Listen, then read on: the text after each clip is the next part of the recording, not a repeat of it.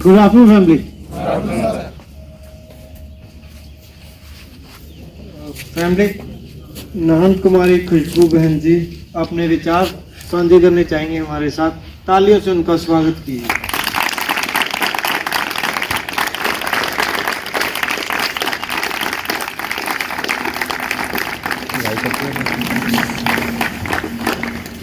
ओम शांति, ओम शांति, ओम शांति।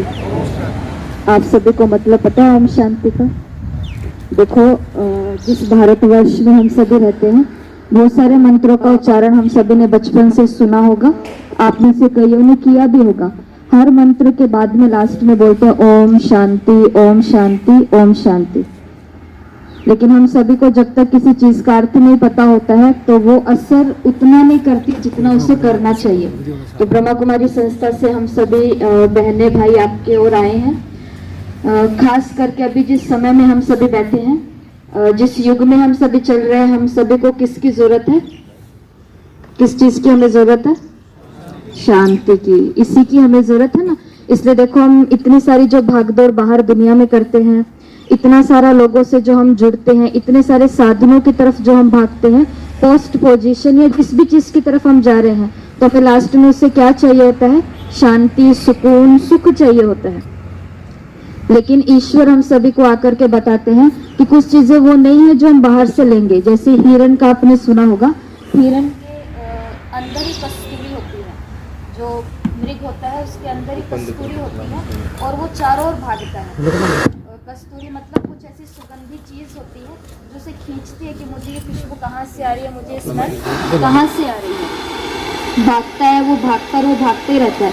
लेकिन लोगों को ये बात पता होती है कि वो खुशबू कहाँ से आ रही है, वो सुगंध कहाँ से आ रही है, उसके अंदर से ही आ रही होती है। तो हम सभी भी शांति के लिए बहुत सारी कोशिश करते हैं, बहुत सारे प्रयत्न करते हैं, लेकिन वास्तव में ये बाहर से लेने वाली चीज़ नहीं है। क्योंकि अगर एक चीज़, जैसे कि हम सभी के साथ में कुछ चीज़ें बहुत बुरी तरह से घटित हो गई थी जब हम सभी छोटे छोटे थे, तो हम सभी को हमारे बड़ों ने ये बताया था कि आपको आवाज़ आ रही है ना?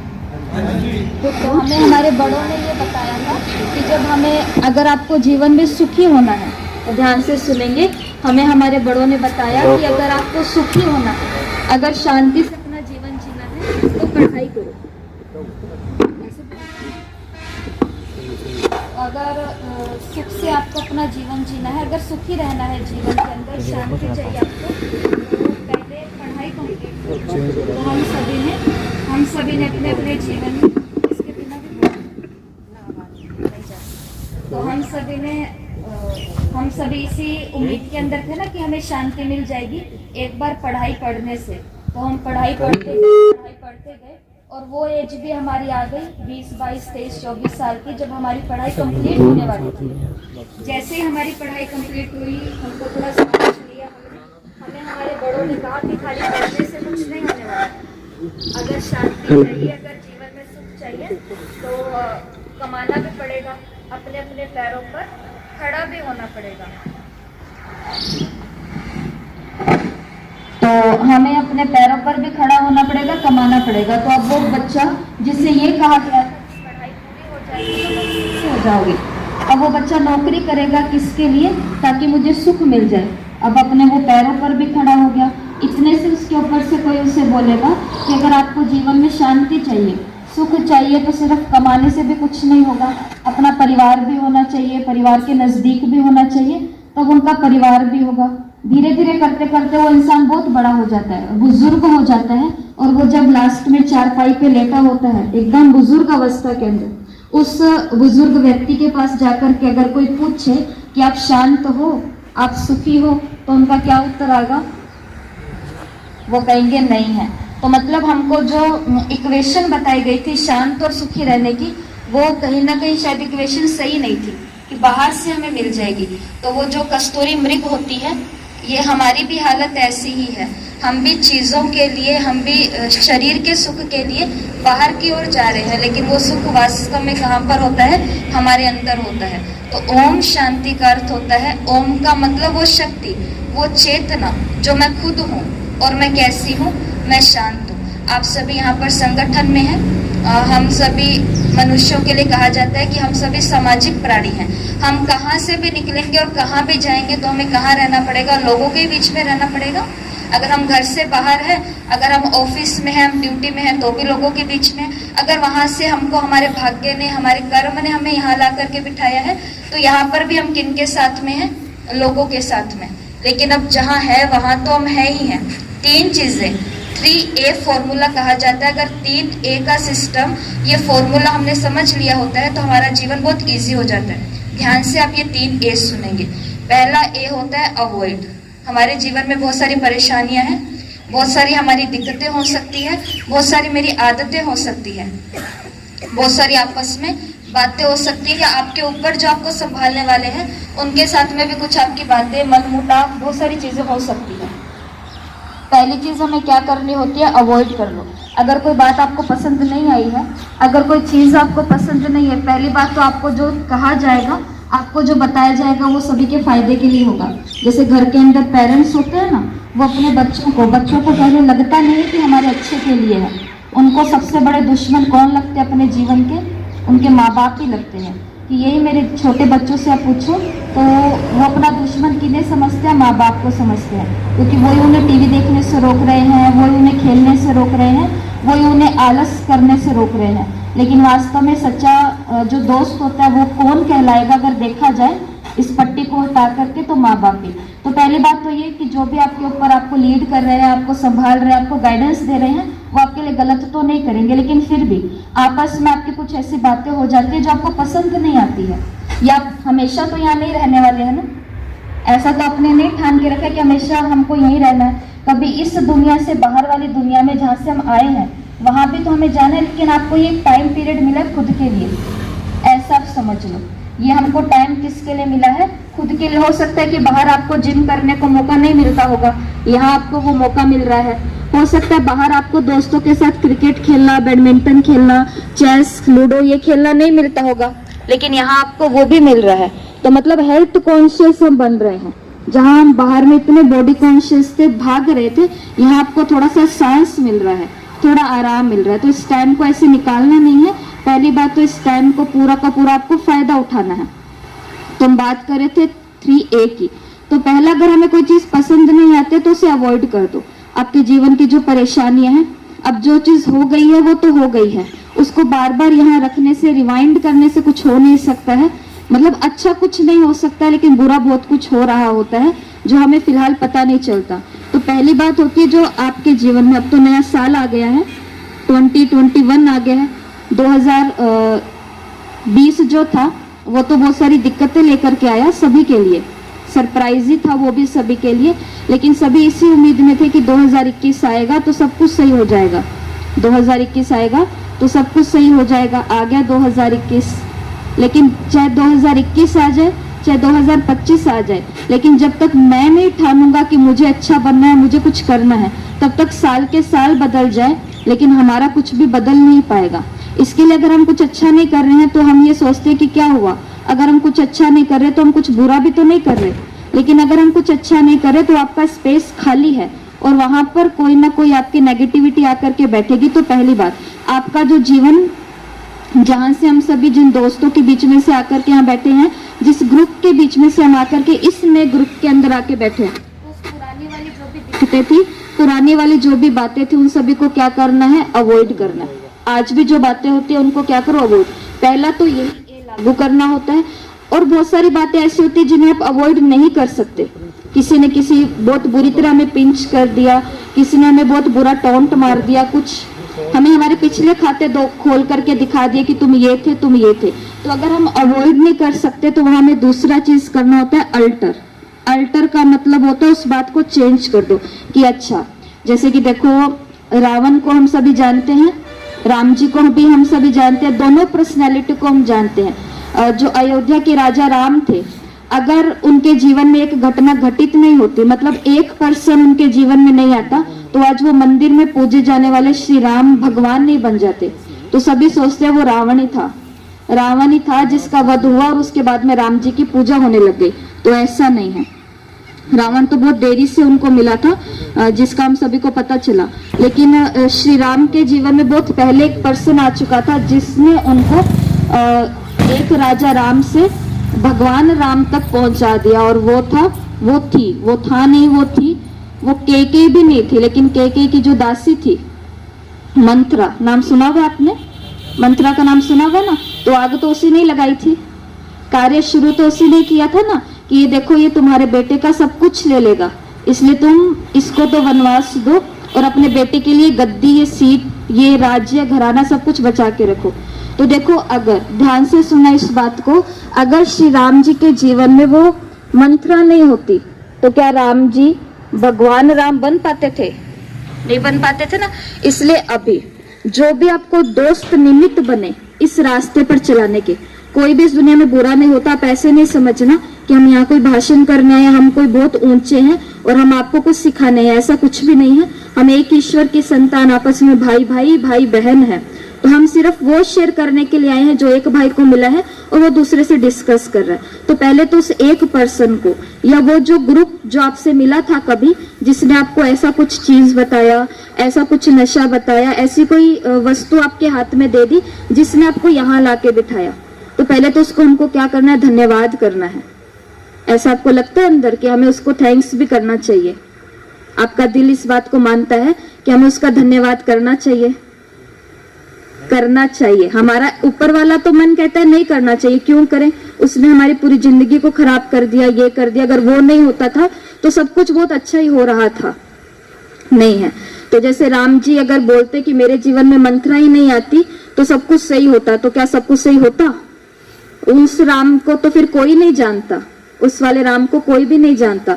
लेकिन वो मंत्रा आई, केकई की बात दशरथ जी तक पहुंची और उनको वनवास मिला, और वहां 14 साल की तपस्या के बाद में उनका सामना किससे हुआ? रावण से हुआ।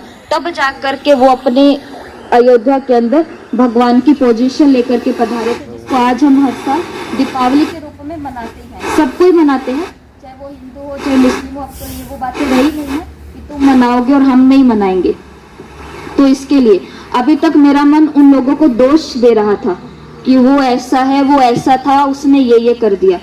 चाहे, और जरूरी नहीं है कि वो कोई दोस्त ही हो आपका या कोई पर्सन ही हो, वो कोई सिचुएशन भी हो सकती थी आपकी, कि मतलब मेरे जीवन में इतना टेंशन था, तो हमने तो मूवीज के अंदर देखा है कि टेंशन होती है तो ऐसा करने से वो टेंशन रिलीज हो जाती है, थोड़ा खत्म हो जाती है। तो उस सिचुएशन का, उस व्यक्ति का, वो आपका दोस्त था या जो भी था, उनका पहली बारी तो अल्टर निकालो, मतलब दोष वाले से परिवर्तन करके। परमात्मा हमें कहते हैं कि हर आत्मा क्या है? निर्दोष है। मतलब इस धरती पर जो जो रोल प्ले कर रहा है, हर कोई क्या है? अपने रोल में परफेक्ट है। एक हॉस्पिटल है, हॉस्पिटल के अंदर 3 प्रकार के लोग होते हैं जो अपनी ड्यूटी देते हैं और लेते हैं। पहला तो डॉक्टर होता है, हम सभी जानते हैं। दूसरा पेशेंट्स वहां पर आते हैं, और तीसरा वहां के जो सफाई कर्मचारी होते हैं, जो वॉशरूम आदि, ये टॉयलेट्स और सबकी साफ सफाई, फर्श आदि की साफ सफाई, उनकी ड्रेसिंग आदि को जो कचरा होता है उन सभी को साफ वो करते हैं। अब देखो, अगर पोजीशन के रूप में, रुतबे के रूप में, पर्सनालिटी के रूप में अगर देखा जाए तो सबसे ऊंचा कौन है? मनी के रूप में भी देखा जाए तो डॉक्टर साहब। तो वो कौन है? डॉक्टर साहब है। दूसरे प्रकार के लोग होते हैं पेशेंट, जो आ रहे हैं, अपना रुपया लगा रहे हैं और सही हो करके जा रहे हैं। और तीसरी कैटेगरी होती है कर्मचारी की, जो वहां पर बस सफाई कर रहे हैं, जिनको हम कुछ समझते भी हैं या नहीं भी समझते, इससे हमको कोई भी फर्क नहीं पड़ता है। अब जरा सोच करके देखो, एक हॉस्पिटल में सिर्फ डॉक्टर और पेशेंट है, लेकिन वहां पर कोई सफाई करने वाला नहीं है। क्या वहां पर और कोई पेशेंट आगे से जाएंगे? इतनी गंदगी में, जहां पर इतनी स्मेल आ रही होगी, इतना कचरा भरा होगा, वहां कोई नहीं जाएगा। अच्छा, एक हॉस्पिटल के अंदर जहां डॉक्टर है और केवल सफाई करने वाले हैं, लेकिन वहां कोई पेशेंट नहीं है, वो हॉस्पिटल कितने समय तक चलेगा? नहीं चलेगा। एक हॉस्पिटल के अंदर सिर्फ पेशेंट ही पेशेंट है और सफाई करने वाले हैं, लेकिन वहां पे डॉक्टर साहब पहुंच ही नहीं रहे हैं। अब उस हॉस्पिटल का भी क्या हाल होगा हम सभी समझ सकते हैं। अब बताओ, इन तीनों में से ऊंचा कौन है और नीचा कौन है, या तीनों ही बराबर है? तीनों ही बराबर है। इसलिए मेरे जीवन में जो बहुत अच्छी अच्छी चीजें कर रहे हैं, जैसे आपके मम्मी पापा ने, आपके बड़ों ने, आपकी पत्नी ने, आपकी बहनों ने आपको मोटिवेट किया होगा, या किसी भी तरीके से आपको यहाँ छोड़ करके गए होंगे, तो वो हमारे कौन है? वेल विशर्स हैं। ऊपर से जो आपको यहाँ पर रख रहे हैं, जो आपकी सेवा कर रहे हैं, सिर्फ ऊपर ऊपर की चीजें नहीं होती, आपके मन को भी पावरफुल बनाने के लिए वो आपके साथ काउंसलिंग कर रहे हैं, सब चीजें हो रही है। तो ये, और तीसरा रोल आपका है। तो तीनों ही रोल सभी अपने अपने जगह पर क्या है? ऊंचे हैं। इसके लिए पहला होता है अवॉइड करना। कोई भी बात आपके साथ में अब घट रही है तो उसको अवॉइड करते जाओ। दूसरा होता है उसका अल्टर निकालना, उसको चेंज कर दो। पीछा जो भी हुआ वो सब क्या हो चुका है? Full stop. हम सभी ने अपने अपने स्कूल में, अपने अपनी कक्षाओं में पढ़ा है, एक होता है फुल स्टॉप लगाना और एक होता है क्वेश्चन मार्क, प्रश्नवाचक चिन्ह, और एक होता है फुल स्टॉप। दोनों में से कौन सा लगाना इजी होता है? फुल स्टॉप ना। लेकिन हमारी लाइफ में हम क्या लगाते हैं? Question mark. मेरे साथ ऐसा क्यों हुआ? अब अगर राम जी सोचे कि मेरे साथ ये मंत्रा टकराई ही क्यों, मेरे साथ ऐसा क्यों हुआ, तो वो क्यों का प्रश्न नहीं है, क्योंकि हर आत्मा यहाँ क्या है? निर्दोष है। हर एक का हमारे लाइफ में बहुत बड़ा पार्ट है। अब आपको पता भी नहीं है, लेकिन पता नहीं यहाँ से बाहर निकलने के बाद में आपके पास कितने सुनहरे अवसर आते हैं, अगर आप उसको लेना चाहेंगे तो। और बाकी पिछला खाता तो सभी खोल खोल के दिखाएंगे, लेकिन वो मेरे हाथ में कि या तो मैं इसको अवॉइड करूं कि हाँ भाई हो गया तो हो गया। जैसे दुनिया में भी सब लोग बोलते हैं ना कि दूध का धुलावा तो कोई नहीं है, ऐसा एक खुद को मोटिवेट करने के लिए एक दो लाइन खुद को ही बोलते हैं कि दूध का धुलावा तो कोई नहीं है। तो हर आत्मा बहुत समय से बहुत सारे पार्ट बजा करके आ रही है। आज मेरा पार्ट सबको दिख रहा है, लेकिन हो सकता है जो मुझे नीचे गिरा रहे हैं उन्होंने भी कभी से भयंकर पार्ट बजाया हो, तो उसकी तो कोई गारंटी नहीं है। तो फर्स्ट आपको समझ में आ गया अवॉइड करना, समझ आ रहा है ना आपको। दूसरा होता है उसका अल्टर निकालना, उसको चेंज कर लो कि हाँ हो गया तो हो गया, अब क्या कर सकते हैं।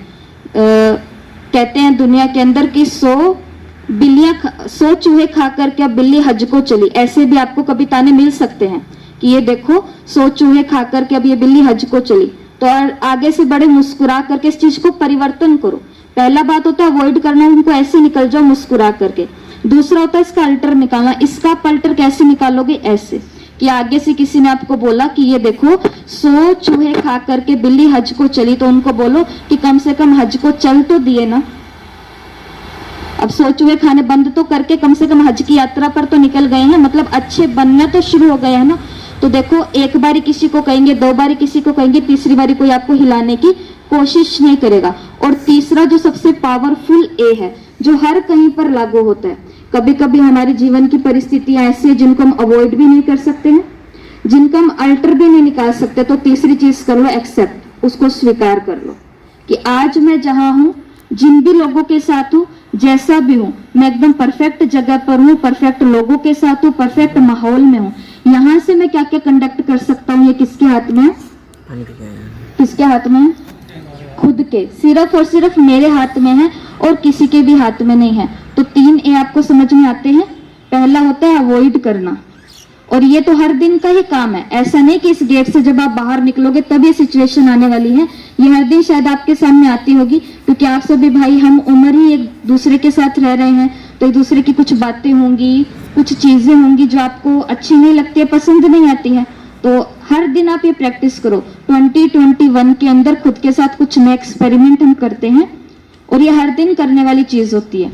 जैसे कि नशा भी करना होता है तो हर दिन। गुरुबानी के अंदर आता है, गुरु नानक देव जी कहते थे, संतों ने कहा है, गुरुओं ने कहा है कि कौन सा नशा करो? नारायणी नशा। नारायणी नशा, जैसे कि आप सभी हो सकता है कभी अपने जीवन में बोलते भी होंगे, या आज के भी बहुत सारे युवा ये बोलते हैं कि इसमें कौन सी बड़ी बात है कि शंकर जी ने तो भांग पी थी, खुद गौरा माता उनको घोट घोट कर पिलाती थी, लेकिन हमने ऊपर जाके देखा तो नहीं ना कि कौन सी भांग वो थी।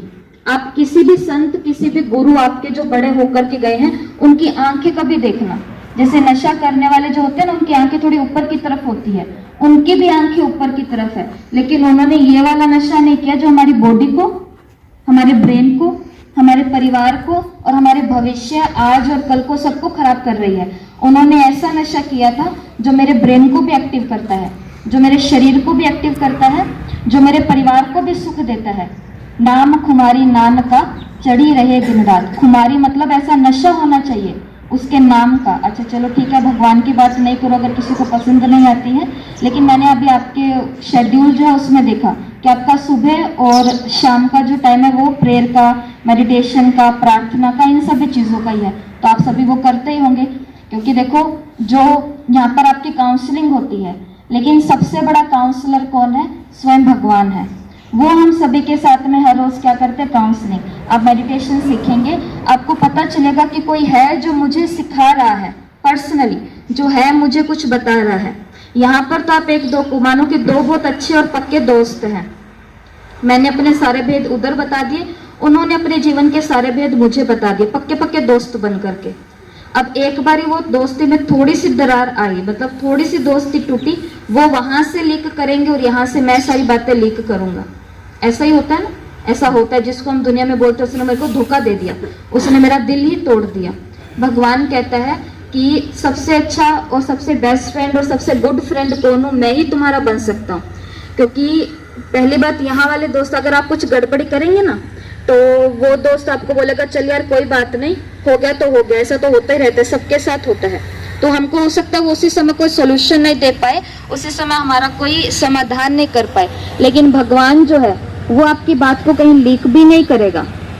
अगर आप उसके सामने बैठ करके अपने दिल की बातें कहेंगे, किसी और की कही हुई बातें same to same copy paste करके भगवान तक भेजना ये आसान है, लेकिन अपने दिल की बातें उसके सामने, जो भी आपका सुबह का 8 to 9 और इवनिंग का 5:30 से 6:10 तक मैंने देखा, ये जो मेडिटेशन का या प्रेयर का जो समय होता है, इस समय आप बैठो, जिनमें भी आपकी श्रद्धा है उनके आगे बैठो और बैठ कर के अनुभव करो कि ये मुझे सुनने के लिए बैठे हैं और मैं इन्हें बोलने के लिए बैठा हूँ। और आप इसकी अनुभूति करेंगे, आप इसकी फीलिंग करेंगे कि आपका मन, अभी हमारा शरीर तो हमारा साथ देता है नहीं देता, लेकिन मन हमारा पहले ही हमारा साथ नहीं देता, वो डिमांड करता है हर एक चीज की।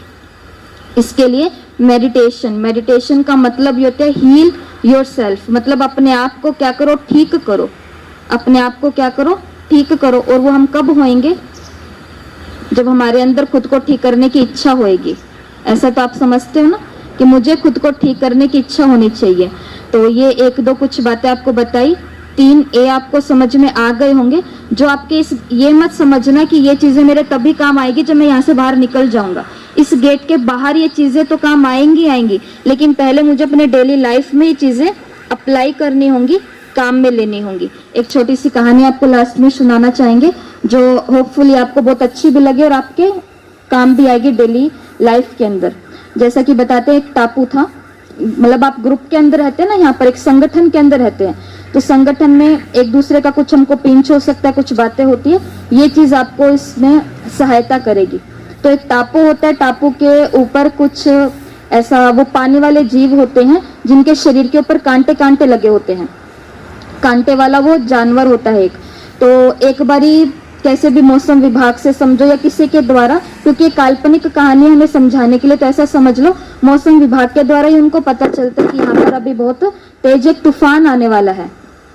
तो वो सभी लोग क्या करते हैं, अब तैयारी करते हैं यहाँ से बाहर निकलने की, कि 2 दिन के बाद में यहाँ तूफान आने वाला है, तो हमें अपना बोरिया बिस्तरा बांध करके यहाँ से किसी और टापू के ऊपर जाना पड़ेगा। लेकिन अचानक से मौसम का तो कोई भरोसा नहीं है, तो मौसम अचानक से अपना रुख बदलता है और जो तूफान है उसके आसार दिखाई देते हैं कि अब तूफान आने ही वाला है, मतलब एकदम बहुत नजदीक है वो तूफान हमारे। तो वो फटाफट से क्या करते, वो तूफान होता है बर्फ का तूफान, मतलब वो ठंड का जो तूफान होता है, ऐसा वो तूफान होता है। तो अब ठंड से बचने के लिए, क्योंकि जैसे हमारे मनुष्यों के शरीर के अंदर हीट होती है, ऐसे ही जानवरों के शरीर के अंदर भी हीट होती है, गर्मी होती है, तो वो क्या करते हैं उस ठंड से बचने के लिए, अब तूफान तो आ ही गया ऑलमोस्ट, तो वो सभी के सभी जानवर जो हैं वो सभी इकट्ठे हो जाते हैं। जैसे वो सभी इकट्ठे होते हैं, अब उनके शरीर पर क्या होते हैं, कांटे होते हैं। जैसे वो पास पास आते एक दूसरे को, वो कांटे जो है चुभने लग जाते हैं। अब देखो, अगर वो दूर दूर हुए तो तूफान से 101% श्योर है कि वो मरेंगे ही मरेंगे, लेकिन अब पास पास में है तो एक दूसरे के कांटे चुभ रहे हैं। अब बताओ सॉल्यूशन क्या है, वो कैसे बचे?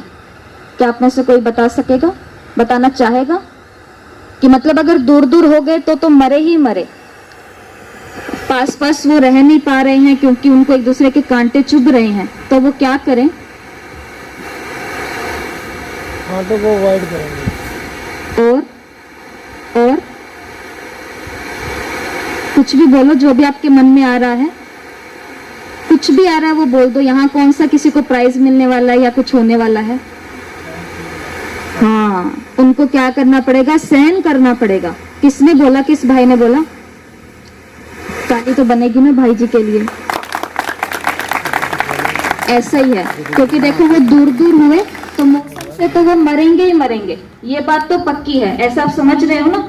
और अगर पास पास में रहे, उनको कांटे चुभ रहे हैं, लेकिन अगर अब एक को तो कांटे नहीं चुभ रहे हैं ना, सभी को एक दूसरे के कांटे चुभ रहे हैं। और सभी अगर ये ठान ले कि कोई बात नहीं, हम इस तूफान से जहां हमको डैम श्योर है कि हम मरेंगे, लेकिन कांटे से मरेंगे तो नहीं ना, तो इसलिए एक दूसरे को क्या करना पड़ेगा? सहन करना पड़ेगा। यहाँ पर आप भांत भांत के हैं, कोई कहीं से आया होगा, कोई कहीं से आया होगा, किसी के अंदर कोई विशेषता होगी तो किसी के अंदर कोई कमियां होंगी, और वो सभी के अंदर है।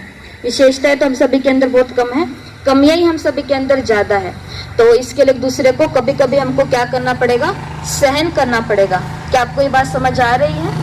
इसके लिए, और ये हर दिन की बात है, ये बात तो चाहे हम अंदर है, चाहे हम बाहर है, चाहे हम इधर है, चाहे हम उधर है, किधर भी है। तो 3A और चौथा ये कहानी, इनको अगर आप अपनी लाइफ में आज से 2021 से, जो कि शुरू तो हो चुका है 2 दिन पहले, लेकिन आज आप सभी भाइयों से हमारा मिलना हुआ है, तो ये भी एक नियति होती है। हो सकता है जब आप बाहर होंगे तब हम आपसे नहीं मिल सकते थे, इस ईश्वरीय ज्ञान के आप संपर्क में नहीं आ सकते थे, क्योंकि तब तुम अपने नशे में होते ना। अपनी नशा जरूरी नहीं है सिर्फ वही हो, नशा मतलब पैसे का नशा, मेरी पोजीशन का नशा, मेरी सुंदरता का नशा, मेरी एबिलिटीज का नशा। तो हो सकता है आप कभी भी बहनों के या परमात्मा के इस ज्ञान के संपर्क में नहीं आते, लेकिन आपकी नियति ने आपको यहाँ बुलाया है और हमारा आपसे इस 2021 में मिलना हुआ है। तो ये भाग्य का इशारा है। आपको भले अभी समझ नहीं आता है, लेकिन हम इस बात को बहुत अच्छे से समझ सकते हैं। Thank you, Om Shanti. और आप सभी को, दिव्य ज्योति संस्था को, सभी को हम बहनों की तरफ से, ब्रह्मा कुमारी संस्था की तरफ से happy new year, a very happy and healthy new year. ओम शांति।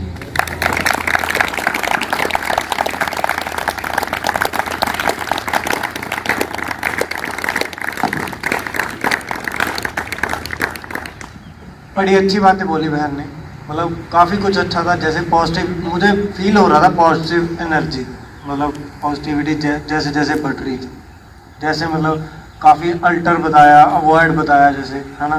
तो काफ़ी कुछ हमारे साथ भी यहाँ मिलता जुलता ही है, हम भी काफ़ी कुछ है अवॉइड भी करते हैं। और एक बात बहुत अच्छी लगी कि हाँ, सारे इक्वल है, हमारे यहाँ भी सारे इक्वल ही मानते हैं, मतलब कोई कहाँ से भी आया, कैसा भी है, कोई जात पात नहीं, कोई धर्म नहीं है ना, तो सब सेम है, सबको सेम मानते हैं। तो ऐसी बातें बोली, बड़ी पॉजिटिविटी फील हो रही है, मतलब मुझे तो बहुत अच्छा लगा। एक बार जोर से क्लैपिंग हो जाता है।